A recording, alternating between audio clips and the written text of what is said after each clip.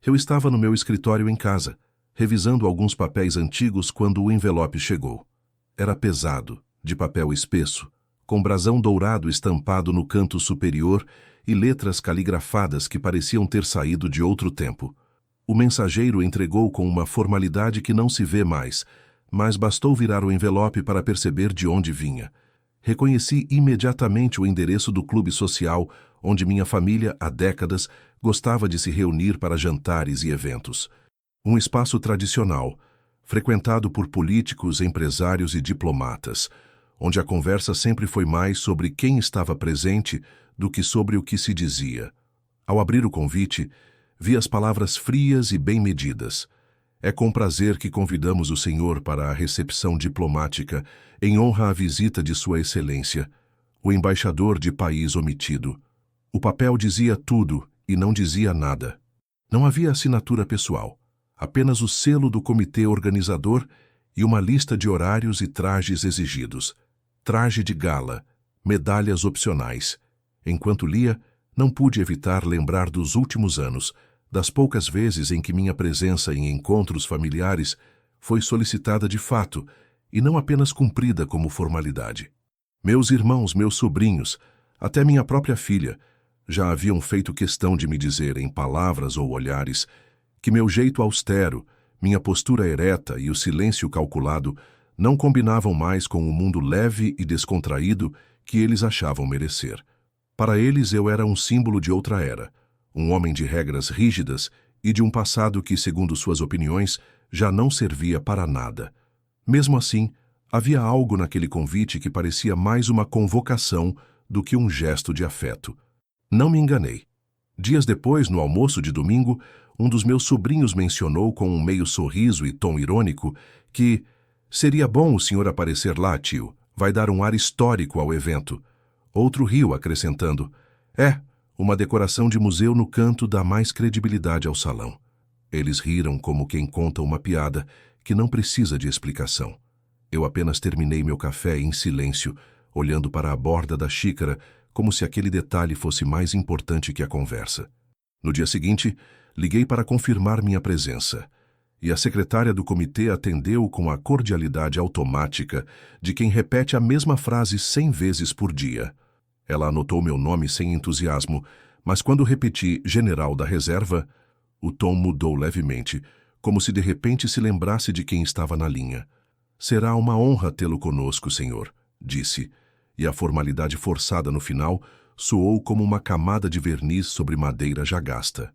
Eu conhecia bem esse tipo de cortesia. Era a forma mais polida de dizer: sabemos quem o senhor é, mas não temos ideia de como lidar com isso. Os dias que antecederam o evento passaram lentos, mas não por ansiedade. Aos 62 anos, aprendi que o tempo se alonga quando não há pressa em provar nada para ninguém. Tirei o traje de gala do armário, conferi cada medalha, cada insígnia e cada botão. Não por vaidade, mas por respeito ao uniforme e ao que ele representa. Havia peças que não vestia há anos, mas todas estavam limpas e alinhadas, guardadas como parte de uma história que não se repete, mas que nunca deixa de existir. Na manhã do evento, enquanto lustrava os sapatos, pensei nas ironias da vida.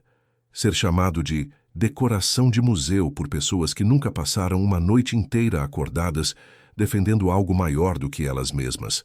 Ser visto como peso morto por aqueles que nunca entenderam o que significa carregar, de fato, responsabilidade nos ombros.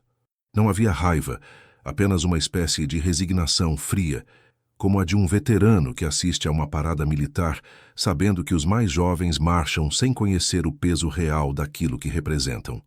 No fim da tarde, o motorista enviado pelo comitê me esperava. Não pedi, mas enviaram. Um gesto protocolar, provavelmente mais para garantir que eu chegasse na hora do que por deferência. Ao entrar no carro, notei o jovem motorista olhando de relance para minhas medalhas, talvez tentando decifrar o que cada uma significava. Não perguntei se sabia. Às vezes, é melhor deixar que a ignorância seja um manto confortável para quem não quer lidar com a realidade. Quando chegamos ao clube, a fachada iluminada exibia bandeiras de várias nações.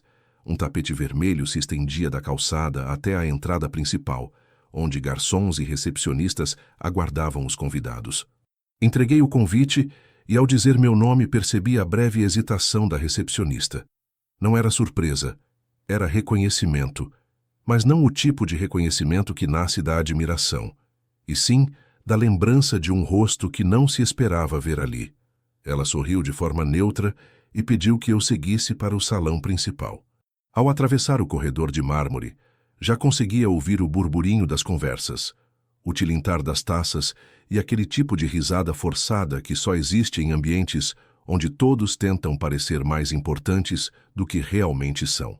Ao entrar no salão, notei que muitos olhares se voltaram para mim. Alguns eram de curiosidade, outros de reconhecimento distante e alguns poucos de respeito genuíno. Mas também havia aqueles que me avaliavam de cima a baixo, como se buscassem confirmar a caricatura que tinham na cabeça. O velho militar, sério demais, deslocado demais, com um passado que, para eles, era apenas uma nota de rodapé na história. E foi nesse instante, antes mesmo de me sentar, que percebi algo. Aquela noite não seria apenas mais um evento social. Havia algo no ar, uma tensão sutil, como se minha presença ali fosse uma peça deslocada em um tabuleiro onde todos já tinham combinado as regras. Eu sabia que, em breve, entenderia o porquê. Ao cruzar a soleira do salão principal, senti como se estivesse entrando em um território conhecido, mas agora tomado por novos ocupantes que não sabiam ou não queriam saber das histórias gravadas naquele chão de mármore. O espaço era amplo, iluminado por lustres de cristal cujas luzes dançavam nas taças e refletiam nos talheres polidos. Mas o que mais me chamou a atenção não foi o brilho, e sim o peso invisível dos olhares que imediatamente se voltaram para mim. Não eram olhares de recepção calorosa, tampouco de interesse genuíno. Eram medidas silenciosas, avaliações rápidas que percorriam da minha cabeça aos pés e se fixavam inevitavelmente nas medalhas que carregava no peito. Havia algo de curioso e, ao mesmo tempo, de julgador, como se tentassem entender se aquele adorno no meu uniforme ainda significava algo ou se era apenas mais uma peça de um teatro que, para eles, estava ultrapassado. Dei alguns passos, cumprimentando com um leve aceno de cabeça aqueles que fizeram menção de me olhar nos olhos, mas percebi que a maioria desviava o olhar logo em seguida, como se o contato prolongado fosse desconfortável. Entre as mesas, jovens engravatados e mulheres vestidas em seda sussurravam inclinando-se para os lados para não perder o fio das conversas. Não precisei me esforçar muito para perceber que alguns dos cochichos diziam respeito à minha presença. "Olha lá, o general, parece saída de desfile de 7 de setembro", ouvi um rapaz comentar, arrancando risadas contidas do grupo à sua volta. "Decoração de museu", foi a expressão que atravessou o ar pouco depois, dita em tom baixo, mas carregada de ironia suficiente para me alcançar como se fosse uma voz ao meu lado. Continuei avançando pelo salão, o som firme dos meus passos contrastando com o murmúrio constante das conversas. Reconheci alguns rostos de longe, políticos com quem já havia trocado palavras formais em cerimônias de Estado, empresários que patrocinavam eventos militares por puro prestígio social, e até antigos colegas de carreira, agora aposentados, que me cumprimentaram com um aperto de mão rápido, como se temessem prolongar a interação na frente de certas pessoas. Era evidente que, naquela noite, cada um desempenhava um papel calculado, e eu, por mais que quisessem me colocar na posição de peça de vitrine, sabia que carregava em mim um peso que não podia ser ignorado por muito tempo. Quando finalmente encontrei meu lugar designado, vi que não estava na mesa principal, nem nas mesas próximas aos convidados de honra. Fui colocado em um ponto lateral, com visão privilegiada do palco, mas distante o suficiente para que qualquer diálogo com o centro das atenções fosse improvável. Ao meu redor, outros convidados pareciam igualmente afastados do núcleo de prestígio. Um antigo ministro da Agricultura, um juiz aposentado, um professor universitário que havia passado dos 80. Era o que chamariam, sem constrangimento, de mesa dos antigos. Sentei-me sem protestar, ajustando minha cadeira com calma e deixando que meus olhos percorressem cada detalhe do salão. Não demorou para que um dos meus sobrinhos, que integrava a organização do evento, passasse por mim.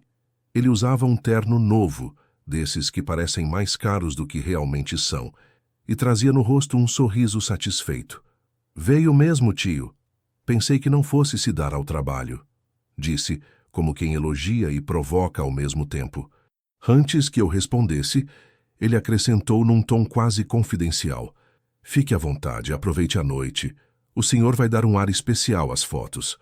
O subtexto era claro. Para ele, minha função ali era estética, ornamental, e não de relevância. Apenas assenti com a cabeça como se suas palavras não tivessem peso algum. Mas dentro de mim algo já se movia, não como raiva, e sim como aquela paciência tática que aprendi a cultivar em anos de serviço. Esperar o momento certo para agir, ou, ao menos, para existir com força. Enquanto a noite avançava e o salão se enchia de vozes e sons de talheres, observei as interações ao meu redor. Havia um grupo próximo que parecia monopolizar as conversas mais animadas. Jovens advogados, jornalistas e assessores políticos, todos trocando histórias e risadas altas, com um ar de autoconfiança que beirava a insolência. Em dado momento, um deles, com uma taça na mão, apontou discretamente em minha direção e comentou algo que fez a mesa explodir em risos abafados. Não ouvi as palavras exatas, mas o gesto e o olhar de canto confirmaram. Eu era, mais uma vez, o alvo silencioso da piada. Era como se minha simples presença fosse um lembrete incômodo de um tempo em que títulos e honras não se compravam, mas se conquistavam. Mantive-me imóvel, bebendo um gole controlado do vinho que me serviram, não porque fosse o melhor que já provei, estava longe disso, mas porque cada movimento calculado meu parecia contrastar com a agitação desordenada dos que riam por qualquer motivo. Ao fundo, a orquestra tocava peças clássicas escolhidas para impressionar, mas poucos pareciam ouvir. Era o tipo de evento onde a música servia mais para preencher o silêncio constrangedor entre frases ensaiadas do que para emocionar. Eu sabia que para muitos ali, minha farda, minhas medalhas e minha postura eram apenas lembranças de um tempo que eles não viveram e não compreendiam. Para mim, cada peça que vestia tinha peso, cada metal representava uma história, um rosto, um dia que poderia ter terminado de outra forma. Mas não era noite para discursos, e sim para observar. Havia algo na organização daquele encontro, na forma como os convidados se moviam em círculos fechados, que me fazia sentir que minha posição naquela mesa era parte de um arranjo calculado. Como se minha presença tivesse sido prevista, mas minha relevância real estivesse sendo cuidadosamente contida. E assim, entre olhares de cima a baixo, cochichos mal disfarçados e sorrisos protocolares, percebi que aquela noite estava apenas começando a mostrar sua verdadeira natureza. Eu não sabia ainda como, mas algo me dizia que, em algum momento, a atenção que agora me cercava de forma enviesada mudaria de tom, e não por minha iniciativa direta. Como tantas vezes no passado, a hora certa para agir viria sozinha, e quando chegasse, não haveria como voltar atrás. Acomodado na cadeira estofada, percebi de imediato que aquela mesa tinha sido cuidadosamente posicionada para servir como uma ilha à parte, um espaço de isolamento elegante, onde colocavam pessoas cuja presença era necessária por formalidade, mas cuja voz não precisavam ouvir. O ângulo nos afastava do centro das atenções, e embora estivéssemos a poucos metros do palco, a disposição das mesas principais e o burburinho constante criavam uma barreira invisível, como se estivéssemos atrás de uma cortina transparente. Ao meu redor, os outros antigos cumpriam seu papel com dignidade silenciosa. O ex-ministro à minha esquerda, com os dedos levemente trêmulos, mexia o café como se aquele gesto fosse mais importante do que qualquer conversa. À minha direita, o professor universitário observava o salão com um olhar distante, talvez perdido em lembranças mais interessantes que o presente. Não havia entre nós troca de palavras longas. Apenas cumprimentos contidos, um ou outro comentário breve sobre o vinho ou o prato que chegava, sempre em tom baixo, como se falássemos dentro de uma biblioteca. A primeira sensação foi de estranheza, mas logo percebi que havia ali uma espécie de pacto não declarado. Todos nós sabíamos que não estávamos ali para interagir de fato com o evento, e sim para compor o cenário, para servir como testemunhas silenciosas de uma festa que não nos pertencia. As conversas principais aconteciam nas mesas centrais, onde os jovens engravatados, empresários de fala rápida e esposas com joias reluzentes trocavam risadas amplas e histórias ensaiadas. De onde eu estava, podia ver como se formavam pequenos círculos fechados. Os convidados se inclinavam para a frente, aproximando cadeiras, e criavam uma bolha que excluía qualquer tentativa de aproximação. O som das gargalhadas ecoava até nós, mas não havia um só olhar que convidasse alguém da nossa mesa a se juntar. Em determinado momento, um dos garçons, talvez sem intenção, deixou escapar uma frase que captou minha atenção. Ao servir um dos vinhos caros na mesa principal, comentou com outro colega: "Essa aqui é a mesa das estrelas de museu." A frase não me atingiu como uma flecha, mas como um lembrete frio da função que nos atribuíam ali. Era uma ironia calculada. Colocavam-nos próximos o bastante para sermos vistos, distantes o suficiente para não sermos ouvidos. Enquanto degustava o prato que serviram, um peixe delicado, que em tempos de quartel teria sido engolido em minutos, mas que ali parecia mais uma peça decorativa, minha mente vagava, não pela ofensa, mas pela percepção clara de que havia uma intenção subjacente em cada detalhe daquela noite. Eu já havia participado de eventos onde a hierarquia social era mais cruel que qualquer comando militar, mas ali havia algo ainda mais frio. Era a tentativa de sepultar histórias vivas sob a aparência de passado inofensivo. Do meu lugar, observava os diálogos longos e as trocas de sorrisos falsos, tentando captar nos gestos e nos olhares a essência daquela encenação. Alguns dos mais jovens lançavam olhares rápidos em nossa direção e era fácil decifrar o que pensavam. Para eles éramos relíquias que se mantinham polidas e impecáveis, mas sem função real no presente. Um dos advogados, visivelmente satisfeito com o próprio terno ajustado, inclinou-se para o colega e disse algo que provocou risos abafados, acompanhados de um olhar enviesado para minha farda. Não precisei ouvir para saber que, mais uma vez, eu era personagem de uma piada disfarçada. A sensação de exclusão, no entanto, não me incomodava da forma que talvez eles esperassem. Havia aprendido, ainda na juventude militar, que o isolamento pode ser uma vantagem estratégica quando se deseja observar sem ser perturbado.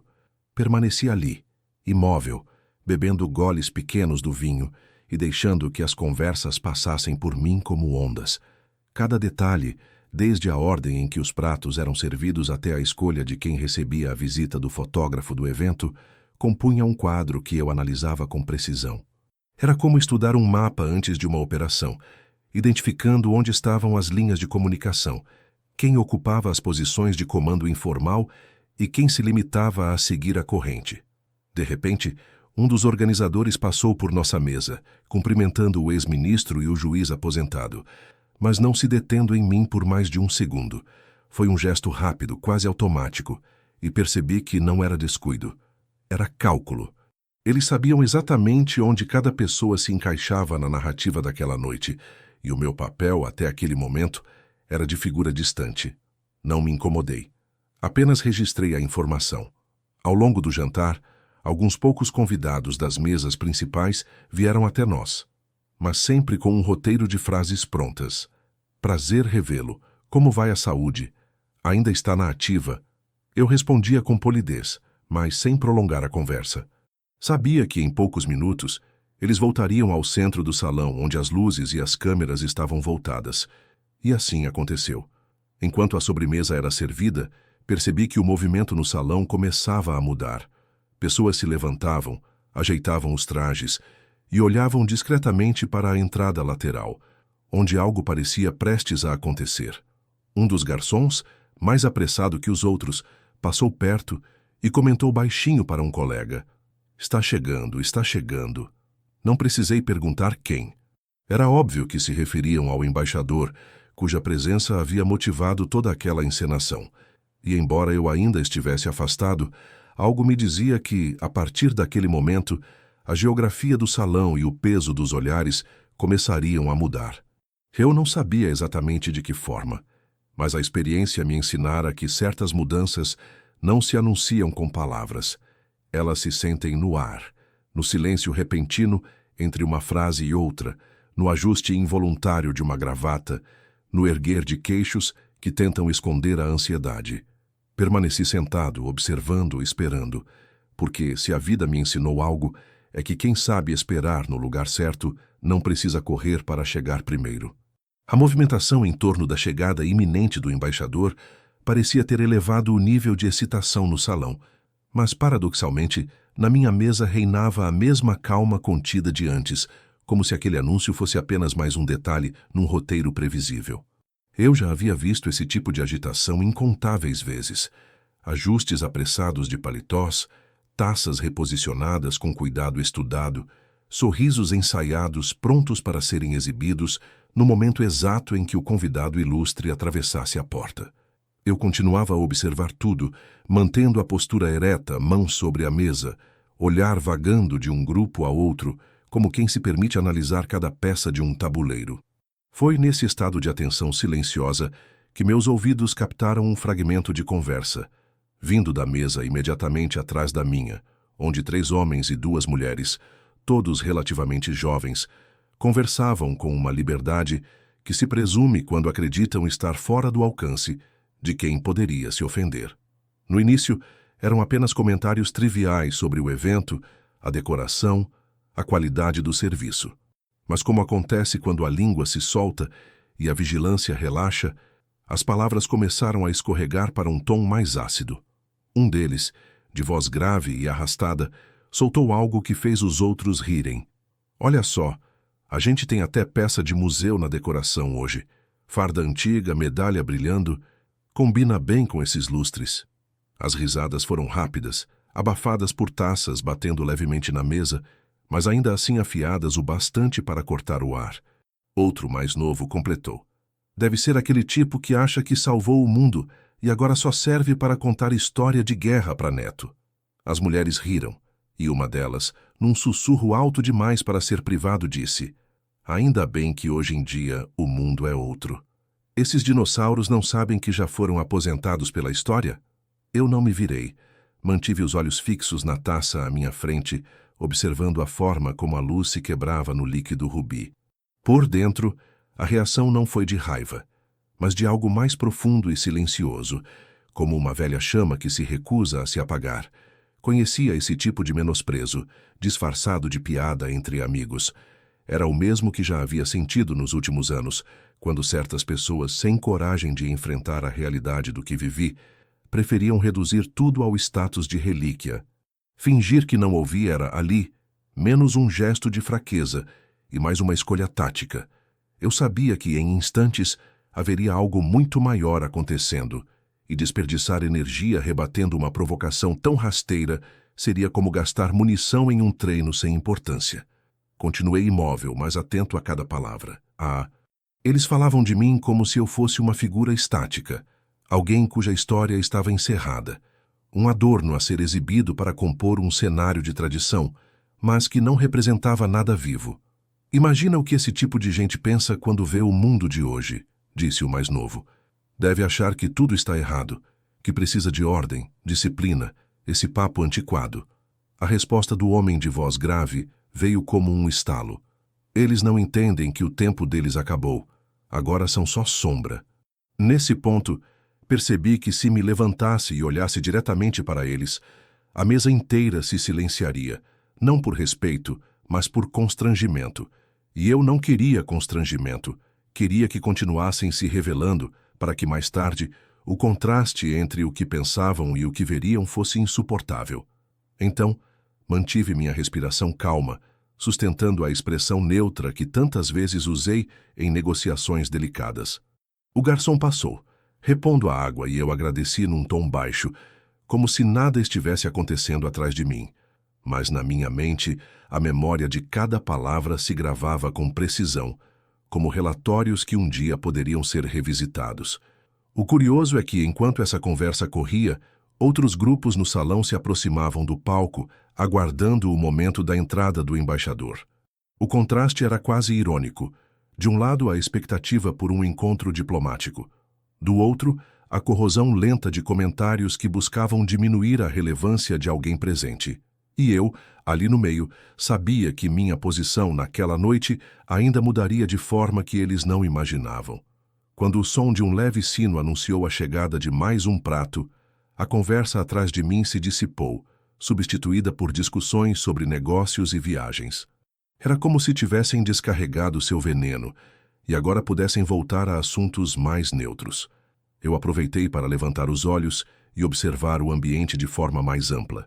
Vi que, na entrada lateral, 2 seguranças já se posicionavam e um pequeno grupo da organização ajustava microfones e câmeras. O ex-ministro à minha esquerda comentou, quase num murmúrio, que a entrada do embaixador estava prestes a acontecer. Apenas assenti. Havia algo na postura dos organizadores que me chamou a atenção. Não era apenas formalidade, era uma reverência diferente. O tipo que se reserva para encontros entre iguais e não entre anfitriões e convidados que vêm de mundos distantes. Essa percepção reforçou em mim a ideia de que aquele evento, apesar de todo o verniz social, tinha camadas que poucos ali compreendiam. E por instinto senti que uma dessas camadas me incluía de um jeito que ainda não estava claro para a maioria. Voltei meu olhar para o palco, mas sem perder de vista, pelo canto dos olhos, a mesa atrás de mim. Os rostos ainda carregavam o relaxamento típico de quem acredita estar seguro em suas opiniões, intocados pelo peso de realidades maiores. Era quase reconfortante saber que eles não faziam ideia do que estava prestes a acontecer. No meu íntimo, havia a serenidade de quem entende que algumas verdades não precisam ser defendidas com palavras. Basta esperar que se revelem sozinhas, no momento certo. Quando finalmente as portas se abriram e um breve silêncio percorreu o salão, senti o ar mudar. A atmosfera que antes estava carregada de risos e cochichos, agora se moldava em expectativa. O som de passos firmes ecoou pelo corredor, e mesmo à distância, pude perceber que o embaixador não caminhava como um estranho nesse território. Eu continuei sentado, sem mudar a expressão, mas com a certeza de que o que estava para acontecer não apenas calaria aqueles que riram de mim, como também se gravaria na memória de todos os presentes.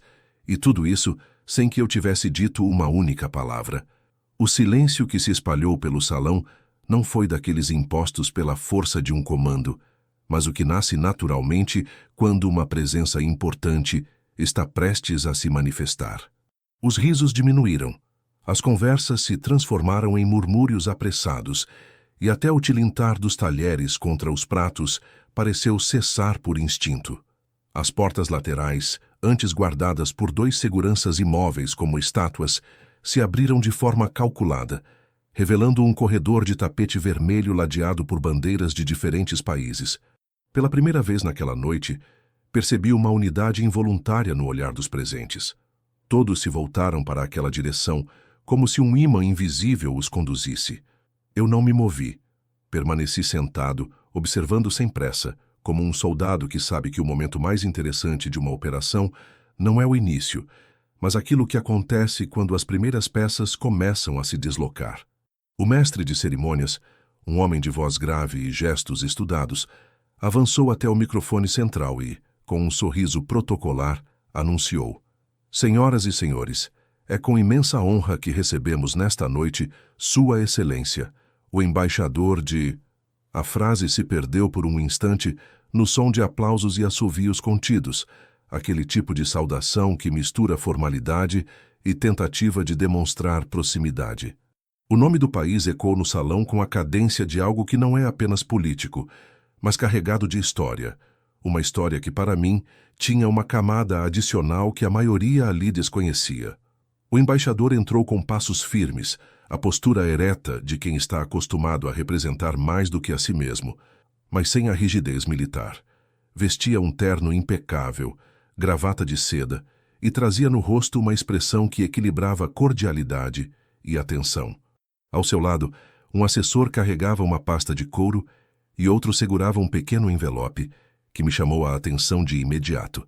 embora eu não soubesse ainda por quê. A cada mesa que passava, o embaixador cumprimentava os presentes com um aceno de cabeça ou um aperto de mão rápido, sempre mantendo o mesmo sorriso contido.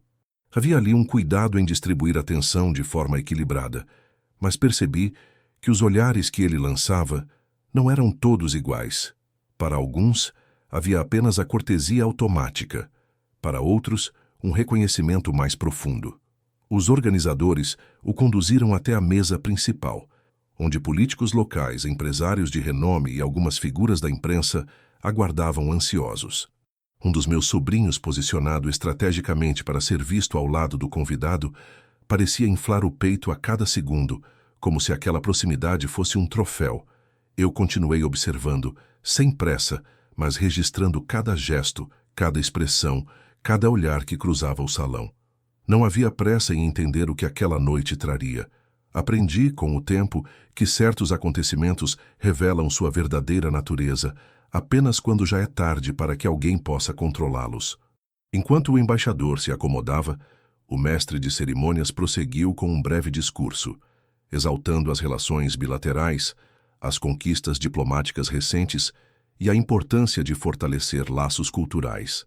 Era um texto ensaiado, desses que cabem em qualquer ocasião semelhante, mas que naquela noite parecia servir apenas como pano de fundo para algo que ainda não havia acontecido. A orquestra, posicionada discretamente no canto, iniciou uma peça suave, e os garçons começaram a circular novamente, servindo vinho e reabastecendo pratos. Tudo seguia o protocolo, mas a atmosfera carregava uma tensão diferente, como se houvesse um ponto de inflexão prestes a ser alcançado. Foi então que percebi um detalhe curioso. Enquanto o mestre de cerimônias falava, o embaixador, em vez de manter os olhos fixos nele ou na plateia, parecia procurar algo, ou alguém, no salão. O movimento era sutil, quase imperceptível para quem não estivesse observando de longe, mas eu reconhecia bem esse tipo de varredura visual. Era o mesmo que fazíamos em missões discretas, quando precisávamos localizar um contato específico no meio de uma multidão sem chamar atenção. Por alguns segundos seu olhar passou por mim, sem que sua expressão mudasse, e seguiu adiante. Mas algo na forma como seus olhos se fixaram por aquele breve instante me fez sentir que aquele não fora um olhar qualquer. A cerimônia prosseguia. Pequenos discursos se sucederam, taças foram erguidas em brindes formais e os flashes das câmeras da imprensa pipocavam como pequenas explosões de luz. Eu, na minha mesa lateral, continuava imóvel, mas atento. Sabia que a entrada do embaixador não era o clímax. Era apenas o ponto em que a narrativa daquela noite começava a se preparar para algo maior. Os que riram de mim mais cedo, chamando-me de decoração de museu, ainda estavam despreocupados, seguros no papel de anfitriões informais, certos de que o evento era sobre eles e sobre a imagem que projetavam. Mas, como tantas vezes na vida, o que eles não viam era justamente o que importava. A cada minuto que passava, sentia que as engrenagens invisíveis daquela noite giravam em minha direção, não por vaidade, mas porque a postura do embaixador, sua atenção calculada e a forma como os organizadores pareciam manter um olho nele e outro no salão me diziam que havia algo preparado, ou pelo menos esperado, que me incluía de forma direta. E, ao contrário do que aqueles jovens ao meu redor imaginavam, eu não estava ali por acaso. Quando o mestre de cerimônias anunciou que o embaixador faria um breve pronunciamento, percebi que os cochichos diminuíram e as cadeiras se ajustaram. A expectativa pairava no ar como uma nuvem prestes a descarregar chuva. O embaixador se levantou com calma, ajeitou a gravata e, ao se dirigir ao microfone, fez uma pausa antes de começar a falar. Não era uma pausa qualquer. Era o tipo de silêncio que antecede algo importante, que prende a atenção antes mesmo das palavras. Ele iniciou com cumprimentos protocolares, agradecendo a hospitalidade, elogiando a organização e mencionando as boas relações entre os países. Mas, à medida que falava, percebi que suas palavras começaram a ganhar um tom mais pessoal, menos ensaiado. Ele não lia mais, falava de memória, e seus olhos varriam novamente o salão. Naquele momento, tive a certeza de que a noite estava prestes a mudar. E como em tantas ocasiões no passado, mantive a respiração estável, o olhar firme e o silêncio absoluto, porque sabia que, em instantes, o foco que todos disputavam à força se voltaria para mim sem que eu precisasse dar um passo. O pronunciamento do embaixador seguia seu curso, e embora suas palavras ainda estivessem dentro do protocolo esperado, havia nelas uma cadência diferente, um peso que se infiltrava de maneira quase imperceptível nas frestas da formalidade. Era como se ele estivesse conduzindo a plateia por um caminho previsível, mas com a intenção de desviar a rota de forma inesperada no momento certo. Suas mãos se moviam pouco, os gestos eram econômicos, e a entonação controlada revelava a habilidade de quem sabia prender a atenção sem precisar elevar a voz. O salão, que até pouco antes se alimentava de risos fáceis e conversas paralelas, estava agora preso naquele fio de voz, atento ao ponto exato em que o discurso poderia revelar algo mais. Eu, da minha posição afastada, percebia os pequenos sinais de mudança. As cabeças inclinadas na mesa principal, os olhares rápidos entre os organizadores, o fotógrafo oficial que, de repente, girou a lente na minha direção como se testasse o enquadramento para um momento que ainda estava por vir. Nenhum desses gestos era aleatório. Conhecia bem a coreografia silenciosa que antecede um acontecimento de impacto. Já havia visto essa mesma antecipação em salas de negociação internacional, em reuniões estratégicas e até em zonas de conflito, quando todos sabiam que algo grande estava prestes a acontecer, mas ninguém tinha coragem de dizer em voz alta. O embaixador começou a falar de um episódio do passado, algo que, à primeira vista, soava como um relato histórico genérico. Mencionou tempos difíceis, decisões que moldaram destinos e a coragem de poucos que mudou a sorte de muitos. As palavras não eram novas para mim. Reconhecia nelas o contorno de uma história que vivi, mas que para a maioria ali não passava de uma nota de rodapé em livros que nunca leram. À medida que ele avançava, senti que o ar no salão se tornava mais denso, como se a narrativa, mesmo sem nomes ainda, começasse a tocar em algo importante. Foi nesse ponto que percebi um movimento sutil. Ele fez uma pausa, olhou diretamente para a mesa principal e depois desviou o olhar, varrendo o salão até que seus olhos se fixassem na minha direção. Não houve pressa, não houve surpresa. Apenas aquele contato visual firme, calculado, que não se desfaz por acaso. Ele manteve os olhos em mim por tempo suficiente para que, mesmo quem não estivesse prestando atenção a mim até então, seguisse o rastro do olhar dele. Foi um gesto simples, mas que começou a alterar a dinâmica no ambiente. Os cochichos que haviam cessado durante o discurso voltaram em forma de murmúrios contidos. Podia sentir que, em algumas mesas, as pessoas trocavam rápidas perguntas entre si, tentando entender por que o embaixador olhava para um canto afastado do salão. Eu não me movi. Permaneci sentado, coluna ereta, mãos unidas sobre a mesa, como um oficial em inspeção silenciosa, aguardando que a ação se desenvolvesse por si mesma. Ele então prosseguiu, mudando o tom da voz agora mais grave, mais lento, como se pesasse cada palavra. Falou sobre um momento crítico, sobre um país à beira do colapso e sobre a intervenção de um homem que, mesmo sem obrigação formal, arriscou mais do que a própria vida para garantir que aquele território tivesse uma segunda chance. Não mencionou nomes, mas a descrição não deixava margem para dúvidas. Eu sabia de cada detalhe, porque eu fora aquele homem, embora poucos fora do círculo diplomático tivessem plena consciência disso. A maioria das pessoas ali não fazia a mínima ideia, mas algumas, poucas, começaram a ligar os pontos. O silêncio que se instalou não era mais o silêncio respeitoso de antes. Era um silêncio de curiosidade inquieta, o tipo que obriga as pessoas a virar a cabeça para acompanhar o fio invisível que conecta a narrativa ao presente. Vi pelo canto dos olhos alguns dos que antes riram de mim mudarem sutilmente a expressão. Já não era mais o sorriso fácil ou o olhar de superioridade. Agora havia um desconforto que tentavam disfarçar. O embaixador, percebendo que havia conquistado totalmente a atenção da sala, deixou o microfone e, sem aviso, começou a caminhar. Não na direção da mesa principal, como todos esperavam, mas pelo corredor lateral, aproximando-se da minha posição. A mudança de rota provocou um leve alvoroço. Cadeiras se arrastaram discretamente, pescoços se esticaram, olhares se cruzaram buscando uma explicação. A cada passo dele, a tensão aumentava. Eu continuei imóvel, seguindo-o com os olhos, mas sem alterar minha postura. Havia algo de cerimonial naquele deslocamento, mas também algo pessoal, íntimo, como se não fosse apenas um gesto protocolar, e sim a conclusão de uma dívida moral. O som dos sapatos dele contra o piso ecoava no silêncio, marcando o ritmo lento e preciso com que se aproximava. Era como se cada passo fosse calculado para prolongar a expectativa, para fazer com que cada pessoa naquele salão registrasse não apenas o que estava vendo, mas o que aquilo representava. Quando ele chegou a poucos metros de mim, percebi que os organizadores tentaram discretamente contornar a situação, alguns se levantando como se quisessem intervir, mas o embaixador ignorou qualquer tentativa de redirecionamento.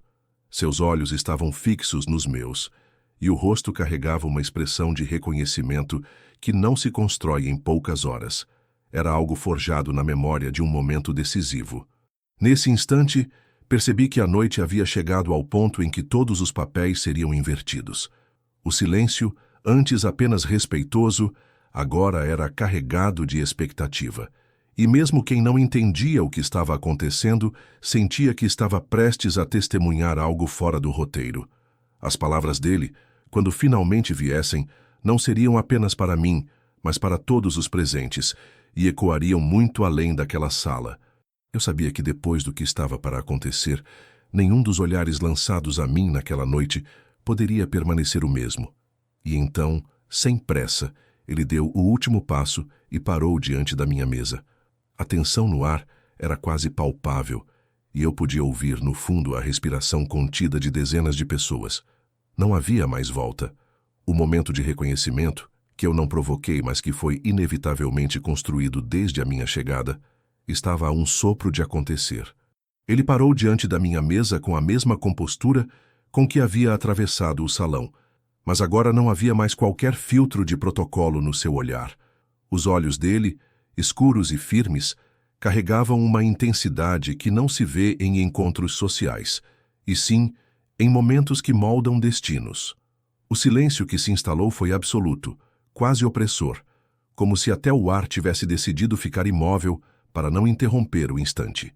Eu podia sentir o peso das dezenas de olhares que se voltavam para nós, cada um tentando decifrar o que estava prestes a acontecer.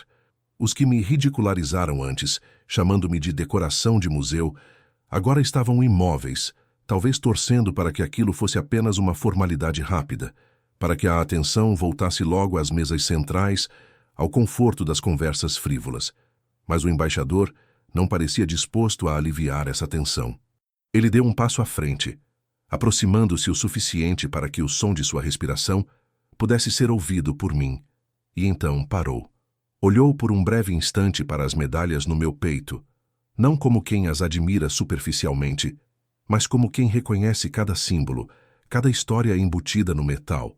Seus ombros relaxaram levemente e, para espanto de todos, ele inclinou o corpo, fazendo uma reverência curta, porém carregada de significado.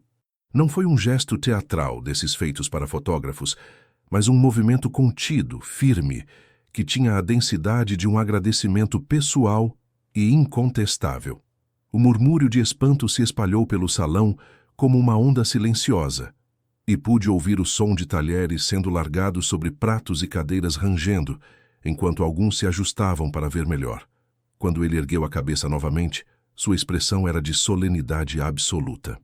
A voz que ecoou a seguir não tinha o tom leve das apresentações formais, nem a cadência artificial de discursos ensaiados. Era uma voz carregada de emoção contida, que fez com que cada palavra caísse como uma pedra na superfície calma de um lago. Este homem salvou o meu país, disse, olhando não apenas para mim, mas para todos à nossa volta. A frase não foi dita em tom alto, mas de alguma forma atravessou cada canto do salão como se tivesse sido projetada diretamente na mente de cada pessoa ali. A reação foi imediata e para muitos desconfortável. Os que estavam nas mesas mais próximas se entreolharam, alguns com sobrancelhas erguidas, outros com o rosto parcialmente coberto pela mão, como se não soubessem se deviam sorrir, aplaudir ou simplesmente permanecer imóveis. Vi um dos meus sobrinhos, aquele que mais cedo fizera piadas veladas sobre minha presença, congelar com a taça de vinho a meio caminho da boca. Seus lábios se abriram ligeiramente, mas nenhuma palavra saiu. Era o silêncio constrangido de quem se vê, de repente exposto à própria ignorância. O embaixador, no entanto, não deu espaço para que a atenção se dispersasse. Continuou falando, agora explicando para todos que quisessem ouvir, que décadas atrás, em um momento de crise que ameaçava não apenas sua nação, mas também a estabilidade de toda uma região, houve uma operação delicada, de risco extremo, que envolveu decisões rápidas e sacrifícios calculados. Sem citar detalhes que violassem protocolos, ele deixou claro que, sem a intervenção direta de um oficial estrangeiro, um homem que não hesitou, mesmo sem ter obrigação formal, o país dele teria mergulhado em um conflito sem volta. Então, pausou e olhou para mim novamente, como se me convidasse silenciosamente a confirmar com o olhar o que ele dizia. Eu não mexi um músculo. À medida que as palavras dele se desenrolavam, percebi que o ambiente mudava. O salão, antes tomado por conversas dispersas, estava agora unido por uma única narrativa, e essa narrativa me colocava no centro, não por minha vontade, mas pela inevitabilidade dos fatos que ele revelava. Os rostos que antes me olhavam com desdém, agora carregavam uma mistura de surpresa, respeito e, em alguns casos, vergonha. Era como se, num piscar de olhos, a imagem que tinham de mim tivesse sido arrancada do pedestal frágil das suas opiniões e substituída por uma estátua de bronze inamovível. Quando terminou de falar, o embaixador voltou a se dirigir a mim de forma direta. Estendeu a mão e apertou a minha com força. Não aquela força competitiva de quem quer testar resistência, mas a firmeza respeitosa de quem reconhece igual valor. Eu apenas correspondi, sustentando o olhar, e em seguida inclinei levemente a cabeça, um gesto mínimo, mas que encerrava ali, para mim, o reconhecimento mútuo. Não havia mais nada a dizer. O mestre de cerimônias, claramente pego de surpresa, tentou retomar o controle, anunciando que todos se levantariam para um brinde. Mas já era tarde. A verdadeira cerimônia havia acontecido ali, naqueles poucos minutos que não estavam no roteiro. Enquanto taças tilintavam e brindes eram feitos, percebi que ninguém ao meu redor conseguia voltar completamente ao estado de antes. As conversas seguintes eram mais cuidadosas, os olhares mais longos e carregados de algo que antes não existia. Respeito, ou pelo menos a consciência de que subestimar certas pessoas pode ter um custo alto para a própria dignidade. No fundo, eu sabia que não precisava daquele momento para validar minha vida ou minha história. Mas era impossível negar que havia uma satisfação silenciosa em ver, sem precisar pronunciar uma única palavra de defesa, toda uma sala ser forçada a rever o que pensava sobre mim. E talvez essa tenha sido a parte mais valiosa de tudo. A vitória sem esforço aparente, conquistada apenas pela persistência da verdade no tempo. Quando o embaixador retornou à sua mesa e a orquestra recomeçou a tocar, eu permaneci no meu lugar, imóvel, com a mesma postura de quando ele se aproximou. Não precisava sorrir, não precisava agradecer em voz alta. Quem entendeu, entendeu. Quem não entendeu, jamais entenderia, e isso também não me dizia respeito. A única coisa que importava era que, a partir daquele instante, nenhuma piada, nenhum apelido, nenhuma tentativa de reduzir minha existência ao rótulo de peça de museu poderia sobreviver intacta. Aquele gesto, aquela frase, haviam alterado para sempre o mapa de respeito naquele salão. E eu, como sempre fiz, mantive o silêncio, porque sabia que a verdadeira força está em deixar que os outros se debatam com o peso do que acabaram de presenciar. Após o retorno do embaixador à mesa principal, o salão permaneceu por alguns instantes num estado de suspensão que parecia desafiar o tempo. A música da orquestra havia recomeçado, mas o som, antes ornamental, agora parecia distante, abafado, quase irrelevante diante do que acabara de acontecer. Era como se todos ainda estivessem tentando digerir a cena que haviam presenciado, reorganizando mentalmente as peças do que achavam saber a meu respeito. Não era apenas surpresa que se estampava nos rostos, mas um constrangimento silencioso que percorria o ambiente como um vento frio.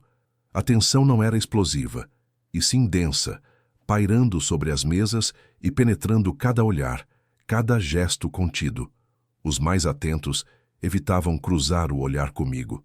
Alguns olhavam para seus pratos como se a comida tivesse se tornado repentinamente o assunto mais importante do mundo. Outros mantinham a taça suspensa à frente do rosto, usando o cristal como um escudo frágil para esconder expressões embaraçadas. Mas havia também aqueles que, incapazes de resistir à curiosidade, me observavam de forma direta, como se buscassem nas minhas feições algum sinal de vaidade, de satisfação evidente. Não encontrariam. Eu mantinha a mesma postura de antes, coluna ereta, mãos repousando sobre a mesa, olhar sereno e fixo, como um observador que não tem necessidade de participar do alvoroço emocional que provocou. Vi, ao fundo, um dos rapazes que haviam rido mais cedo, inclinando-se para falar com um amigo ao lado. O sorriso que ele exibia antes havia desaparecido, substituído por uma expressão tensa, quase defensiva. Sua postura traía o desconforto de quem percebeu tarde demais que havia subestimado a pessoa errada e que as próprias palavras agora pesavam sobre si.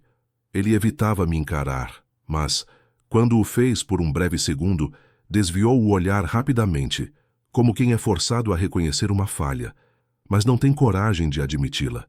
Meus sobrinhos, em especial aquele que havia feito o comentário sobre eu dar um ar histórico ao evento, estavam visivelmente perturbados. Aquele, em particular, tentava manter uma conversa animada com os demais à mesa, mas suas palavras soavam vazias, mecânicas, e a falta de atenção dos interlocutores deixava claro que ninguém mais conseguia ignorar o que acabara de acontecer. Vi quando ele lançou um olhar rápido para a mesa do embaixador e depois para mim, como se tentasse compreender qual era exatamente a ligação entre nós. Essa inquietação era, para mim, mais eloquente do que qualquer desculpa que pudesse vir a receber. O que me chamou mais atenção, no entanto, foi como alguns convidados que antes se moviam pelo salão com desenvoltura e ar de superioridade, agora pareciam mais contidos, quase inseguros. Não era apenas por respeito ao que ouviram, mas pelo incômodo que surge quando se percebe que a própria leitura da realidade estava completamente errada. Era como se cada um deles estivesse reavaliando em silêncio quantas outras vezes poderiam ter julgado alguém de forma equivocada.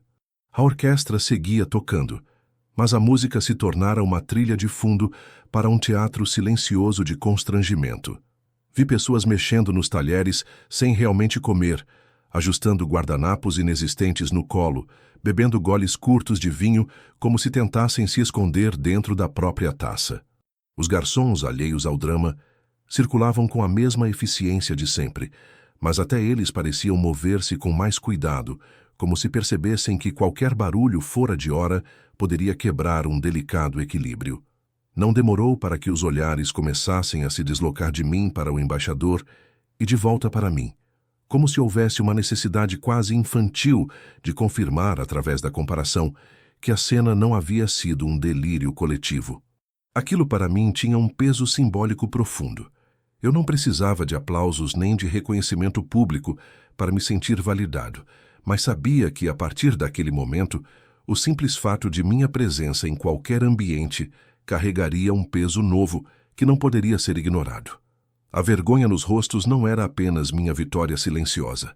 Era também um lembrete cruel para aqueles que se apressam a medir o valor alheio pelos padrões rasos da própria vaidade.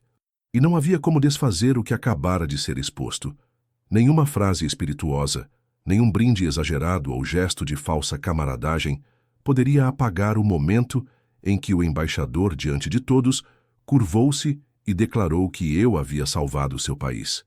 Essa imagem já estava gravada na memória coletiva do salão e seria repetida em conversas futuras, talvez com detalhes distorcidos, mas sempre com o mesmo ponto central: o reconhecimento incontestável. Eu permaneci imóvel durante todo esse tempo, não por indiferença, mas porque aprendi ao longo da vida que há momentos em que a ação mais poderosa é não se mover. Deixar que os outros se debatam com o peso das próprias percepções é uma forma de estratégia tão eficaz quanto qualquer manobra militar. E enquanto o constrangimento se espalhava, eu sabia que não havia nada que precisasse dizer ou fazer para que a lição ficasse gravada. Por mais que tentassem retomar a normalidade, o ambiente havia mudado. O que antes era um salão tomado por uma confiança quase arrogante, agora se tornara um espaço de cautela. As palavras eram escolhidas com mais cuidado, os sorrisos vinham acompanhados de olhares rápidos para medir a reação, e até os brindes perderam um pouco do exagero que tinham no início da noite. Ninguém queria ser o próximo a subestimar alguém e ser desmentido de forma tão contundente diante de todos. No fundo, eu sabia que essa mudança de atmosfera não era permanente. Muitos voltariam aos velhos hábitos assim que a memória do momento começasse a se dissipar. Mas também sabia que alguns jamais esqueceriam. Para eles, aquele gesto do embaixador seria sempre uma lembrança desconfortável. Um lembrete de que nem tudo é o que parece e que a história que uma pessoa carrega não pode ser medida por olhares superficiais ou palavras ditas com descaso. E essa, para mim, era a verdadeira vitória. Não a humilhação dos outros, mas a imposição inevitável do respeito, mesmo que conquistado à força do silêncio e da verdade. O mestre de cerimônias, talvez percebendo que a energia do salão havia mudado de forma irreversível, decidiu tomar a palavra novamente. Sua voz soou ligeiramente mais alta do que antes, como se tentasse recobrar o controle da situação. Mas havia nela um tom diferente, quase cuidadoso, ao se dirigir à plateia. Ele agradeceu ao embaixador pelas palavras, reiterou a importância histórica da relação entre os dois países e, sem disfarçar, direcionou um olhar breve para mim antes de anunciar: Senhoras e senhores, peço que ergam suas taças para um brinde especial, à honra, à coragem e ao serviço prestado por aqueles que dedicaram suas vidas ao bem maior. Foi uma frase abrangente, mas que não deixava dúvidas sobre quem estava no centro daquele momento. Os garçons atentos começaram a circular mais rápido, enchendo as taças de todos, e em poucos segundos o tilintar de cristal preencheu o espaço. Eu, que até então permanecera imóvel e afastado, ergui minha taça com calma, sem pressa de me alinhar ao movimento coletivo. Não olhei em volta para medir quem me observava, não busquei aprovação em olhares, apenas segurei o gesto até que todos o tivessem feito, e então, num movimento lento e deliberado, levei o vinho aos lábios. Esse simples atraso no gesto, que talvez para outros passasse despercebido, foi suficiente para marcar a diferença. Eu não participava do brinde como o convidado que segue instruções, mas como alguém que decidia por si mesmo o momento de agir. Ao final, o mestre de cerimônias agradeceu e anunciou uma breve pausa antes da próxima parte do evento. Foi nesse intervalo que percebi um deslocamento curioso no salão. Um dos organizadores, visivelmente desconfortável com a ideia de me deixar no canto depois do reconhecimento público, aproximou-se com um sorriso forçado e disse, quase num sussurro: General, se me permite, gostaríamos de convidá-lo para se juntar à mesa principal. Não era um convite, e sim uma necessidade para reparar diante de todos a escolha inicial de me colocar afastado. Eu o encarei por um segundo, medindo se valia a pena recusar para acentuar ainda mais o constrangimento deles, mas decidi aceitar, não por vaidade, e sim porque compreendi que aquela movimentação se tornaria parte da mensagem que ficaria gravada na memória coletiva da noite. Levantei-me devagar, ajustando a farda e deixando que o som da cadeira sendo empurrada fosse mais alto do que o necessário. A movimentação não passou despercebida. Conversas cessaram por instantes, e muitos seguiram meu deslocamento com o olhar. Enquanto caminhava, notei que alguns se endireitavam nas cadeiras, outros baixavam a cabeça discretamente, como se a minha aproximação fosse um lembrete incômodo da própria postura anterior. Passei por mesas onde havia visto sorrisos de escárnio horas antes, e agora o que via eram expressões tensas, tentativas mal disfarçadas de cordialidade. Não retribuí com mais do que um leve aceno de cabeça. Quando cheguei à mesa principal, o embaixador levantou-se de imediato, estendendo a mão para me receber e indicando a cadeira vazia ao seu lado. O gesto não apenas consolidava a inversão total dos papéis naquela noite, mas também reafirmava para todos os presentes que minha presença ali não era casual, tampouco fruto de um arranjo improvisado. Era, na prática, a posição que deveria ter sido minha desde o início. Ao me sentar, percebi que o organizador que me conduziu respirou aliviado, como se tivesse cumprido uma missão difícil.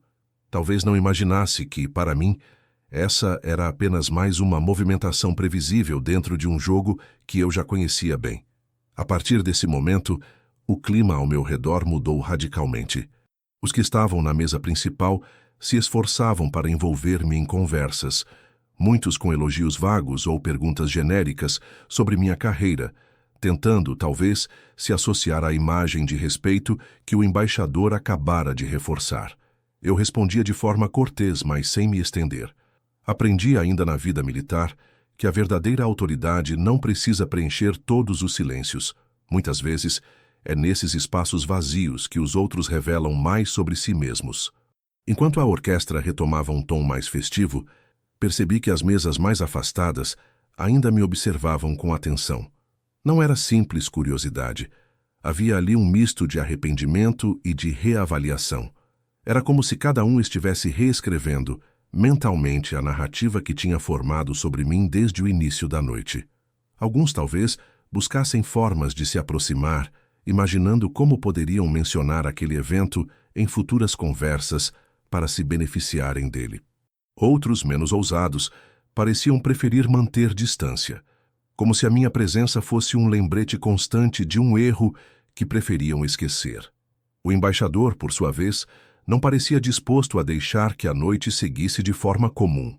Em vários momentos, ele retomava passagens da história que havia contado, acrescentando detalhes sutis, mas significativos, sempre olhando para mim como se pedisse confirmação silenciosa. Eu não negava, não confirmava, apenas sustentava o contato visual, deixando que cada palavra dele se espalhasse pelo salão e fizesse o seu trabalho. Era um jogo de exposição calculada, e eu sabia que, quanto menos eu interviesse, mais poderosa seria a imagem que se formaria na mente de todos. Quando o serviço de sobremesa começou, o mestre de cerimônias passou pela mesa e fez questão de apertar minha mão, algo que não havia feito durante toda a noite. O gesto era mais político do que sincero, mas servia ao mesmo propósito: reforçar publicamente a associação entre meu nome e o momento mais marcante do evento. Não precisei dizer nada, apenas deixei que a cena se desenrolasse. Ao final da pausa, antes do próximo bloco da cerimônia, percebi que a movimentação no salão já não era a mesma. As pessoas se aproximavam com mais cuidado, muitas pedindo licença para cumprimentar ou agradecer pelo que o embaixador havia revelado. Nenhuma dessas palavras me era realmente necessária, mas eu as aceitava com a mesma expressão calma, porque sabia que, no fundo, cada uma delas era também uma admissão velada de que haviam me julgado de forma errada. E assim, sentado agora no centro da atenção, eu não precisava levantar a voz, nem me defender, nem relembrar feitos. Bastava estar ali, permitindo que a própria dinâmica da noite falasse por mim. O deslocamento de uma cadeira de canto para a mesa principal tinha feito mais do que qualquer discurso poderia fazer. Havia reescrito, diante de todos, o lugar que eu ocupava. E, mais do que isso, havia deixado claro que não era o evento que me dava relevância. Era a minha história que, naquela noite, havia dado relevância ao evento. Quando o evento começou a se esvaziar, já passava das 11 da noite. A orquestra, que havia retomado a música após o brinde, agora tocava de forma mais suave, como se também se preparasse para encerrar o seu papel naquela noite. Os garçons recolhiam discretamente as taças e pratos, enquanto convidados iam se levantando aos poucos, alguns ainda tentando manter conversas curtas para prolongar a permanência naquele ambiente que, de repente, havia ganhado um peso diferente. Eu continuei na mesa principal, trocando poucas palavras com o embaixador e observando com calma o movimento ao redor. Não havia pressa em sair, em parte porque aprendi, na vida militar, que o último a deixar um local leva consigo não apenas a visão completa do que ocorreu, mas também a certeza de que não deixou nada para trás que pudesse ser usado contra si, em parte porque sabia que minha saída, naquela noite, seria observada. O embaixador, antes de se retirar, aproximou-se de mim mais uma vez. Não havia câmeras naquele momento, apenas os olhos atentos de alguns que ainda permaneciam no salão. Ele apertou minha mão com firmeza e disse em voz baixa, palavras que não repetirei aqui, não por segredo, mas porque pertencem ao domínio do respeito privado, aquele que não se exibe. Apenas assenti, e ele se afastou deixando atrás de si uma fileira de cumprimentos apressados, de pessoas que pareciam querer absorver algo daquela proximidade antes que fosse tarde. Percebi que, enquanto ele se dirigia à saída, alguns desviavam o olhar de mim, talvez incomodados com a ideia de que a atenção do convidado mais importante da noite havia sido voltada, em grande parte, para alguém que eles tinham tratado como peça decorativa no início. Quando me levantei, o som das cadeiras sendo arrastadas preencheu o ar. Não foi um movimento combinado, mas um reflexo. Alguns, por instinto, se puseram de pé, talvez por respeito, talvez por constrangimento. Cruzei o salão com passos firmes e compassados, sentindo o peso de cada olhar. Alguns tentaram me dirigir palavras rápidas. Boa noite, general. Foi uma honra. Parabéns pela carreira. E eu respondi apenas com acenos curtos ou apertos de mão ligeiros. Não havia rancor, mas tampouco havia necessidade de oferecer mais calor do que me foi dado antes. Passei por mesas que horas antes haviam servido de palco para risadas veladas às minhas custas. Os rostos agora estavam mais contidos, alguns com expressões que misturavam arrependimento e curiosidade, como se tentassem adivinhar o que passava pela minha mente. Eu não lhes daria essa satisfação. Mantive o olhar à frente, a postura ereta, o mesmo ritmo de passo que uso quando quero deixar claro que estou no controle da minha saída. Na porta do salão, o organizador principal, aquele que havia me convidado às pressas para a mesa principal depois do discurso do embaixador, aguardava com um sorriso protocolar. Apertou minha mão com mais força do que o necessário e disse, esperamos revê-lo em breve. Eu apenas o encarei por um segundo e o silêncio que deixei no lugar de uma resposta pareceu bastar para que ele percebesse que aquela frase, para mim, não significava nada. A despedida foi curta. Ao sair para o hall de entrada, o ar mais fresco me recebeu como uma libertação. Lá fora, o motorista que o comitê havia enviado no início da noite já estava à minha espera. O carro, limpo e silencioso, parecia destoar da artificialidade que deixava para trás. Entrei e, enquanto as portas se fechavam, dei uma última olhada para a fachada iluminada do clube. Não havia raiva, apenas uma sensação de fechamento, como se aquela noite tivesse cumprido um papel que não me cabia planejar, mas que, ainda assim, me beneficiara de maneira irrefutável. O trajeto de volta foi silencioso. A cidade, àquela hora, tinha um ritmo mais lento, e as luzes dos postes passavam pelo vidro como flashes intermitentes de memórias recentes. Pensei nos rostos, nas expressões que mudaram ao longo da noite, no desconforto que substituiu a soberba, na súbita cautela de quem antes falava com liberdade ofensiva. Não havia satisfação vingativa em mim, mas sim a constatação de que algumas lições, quando aprendidas publicamente, deixam marcas mais profundas do que qualquer confronto direto. Chegando em casa, dispensei o motorista com um aperto de mão e subi os poucos degraus até a porta. O som da chave girando na fechadura parecia mais alto do que o normal, talvez porque o silêncio da rua amplificasse tudo. Dentro, a familiaridade do ambiente contrastava com o peso cerimonioso do clube. Coloquei a farda no cabide, com o mesmo cuidado de sempre, passando os dedos pelas medalhas antes de cobri-la com o tecido de proteção. Não era um gesto ritualístico, mas de respeito. Não ao uniforme em si, mas ao que ele representa e às histórias que carrega. Sentei-me na poltrona próxima à janela, de onde podia ver parte da rua deserta.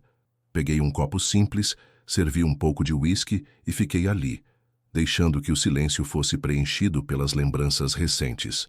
Não precisei reviver cada palavra do embaixador. Elas já estavam gravadas de forma indelével na memória dos presentes. O que me interessava naquele momento era a certeza de que a minha postura, desde o instante em que entrei naquele salão, havia sido suficiente para sustentar tudo o que se revelou depois. Não houve discurso meu, não houve defesa pública, não houve explicação. Houve apenas a presença, a paciência e a consciência de que o tempo, mais cedo ou mais tarde, se encarrega de colocar cada coisa em seu devido lugar. Aquela noite terminava como começara, com o meu silêncio. Mas a diferença é que agora, esse silêncio não era interpretado como irrelevância ou fraqueza. Era compreendido, até pelos mais relutantes, como escolha. Uma escolha de quem não precisa falar para ser ouvido, nem se impor para ser respeitado. Antes de apagar as luzes, olhei pela última vez para a rua. O vento movia lentamente as folhas das árvores, e a cidade parecia dormir sem saber que, em um salão elegante, uma pequena guerra de percepções havia sido travada e vencida sem que uma única ordem fosse dada. Fechei as cortinas, deixei o copo sobre a mesa e fui dormir com a tranquilidade de quem sabe que, mesmo quando os outros esquecem, a verdade permanece. E que às vezes o caminho para casa é mais do que o retorno físico a um lugar seguro. É o retorno ao ponto exato onde a dignidade foi preservada intacta.